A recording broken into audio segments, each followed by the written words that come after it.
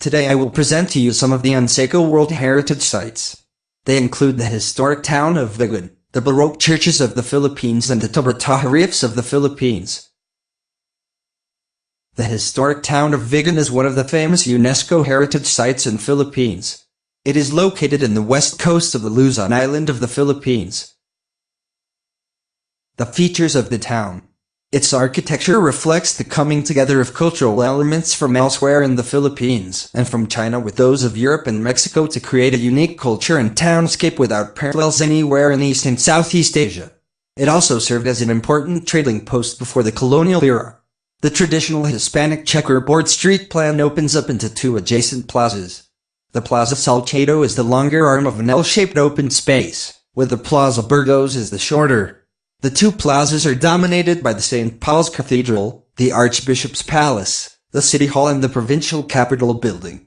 The urban plan of the town closely conforms with the Renaissance grid plan specified in the Lady La Indias for all new towns in the Spanish Empire. Why this site is of international importance. Vigan is the most intact example in Asia of a planned Spanish colonial town, established in the 16th century. Vigan is unique for having preserved much of its Hispanic colonial character, particularly its grid street pattern and historic urban layout.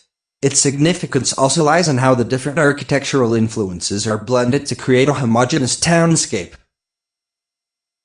What we can learn from this site as Singaporeans. This site was built by the Spanish colonial era.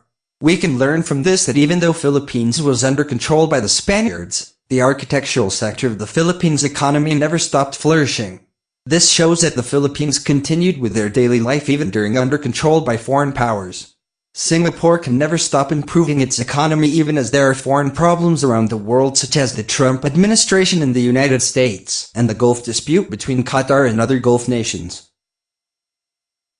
Strategies or suggestions for preservation of the site. We can preserve this site by not interfering with the buildings in the town. Instead, we can restore the buildings with the original building materials such as wood and lime for plaster and mortar instead of using modern building material to preserve the rustic feel of the town. Many houses are being left to decay or are being neglected by the owners. Only very few houses are untouched or restored by the owners. The government of the Philippines can instead restore all the houses and sell them to people who are capable of sustaining the house. This all can help in preserving the site for all to enjoy. Now, I will tell you about the Baroque churches of the Philippines. The Baroque churches of the Philippines are a collection of 4 Spanish-era Baroque churches in the Philippines, which were included in the UNESCO World Heritage List in 1993. The churches are also considered as national cultural treasures of the country. People from all walks of life patronize this exhibit there to pray and admire the scenery of the church. It gives off an ambience that relieves stress. The features of the churches. The Baroque churches of the Philippines is a serial inscription consisting of 4 Roman Catholic churches constructed between the 16th and the 18th centuries in the Spanish period of the Philippines.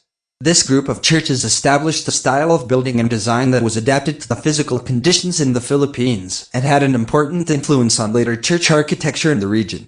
The 4 churches are outstanding examples of the Philippine interpretation of the Baroque style, and represent the fusion of European church design and construction with local materials and decorative motifs to form a new church building tradition.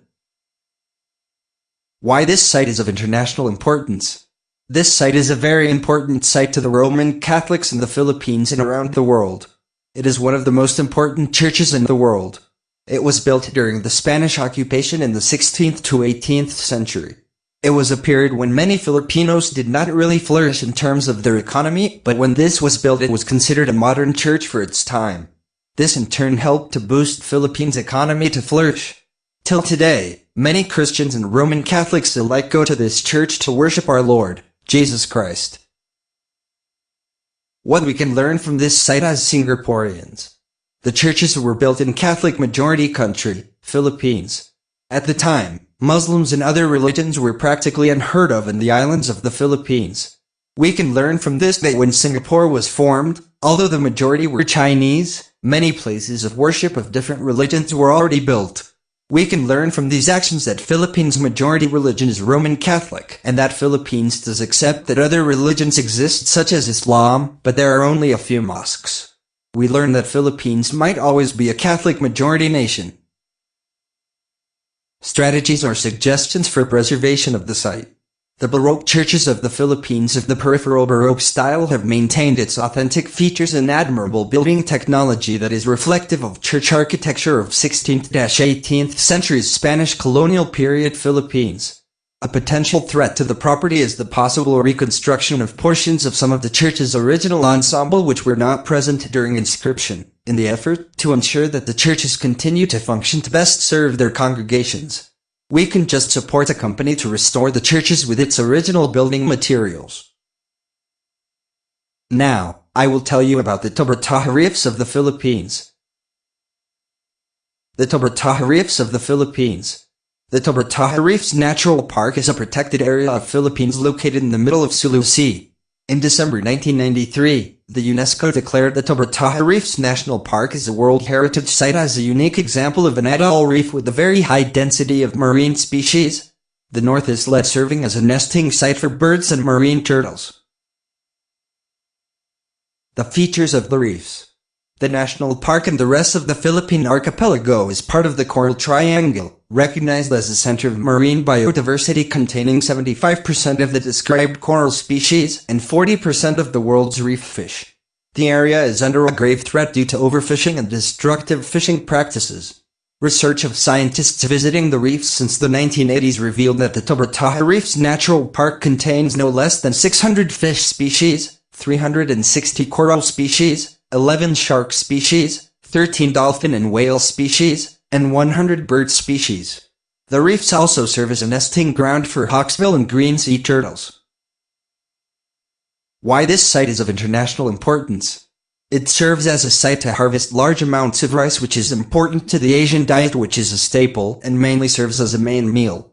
If this site were to be destroyed, many Asians would be cut off from the supply of rice. Many Asians in sea and overseas would be deprived of rice. It is important that I eat rice. Those are the main reasons why this site is of international importance to many Southeast Asians. What we can learn from this site as Singaporeans. To protect and preserve our country and national sites just like how the Philippines protected the reefs for the many animals.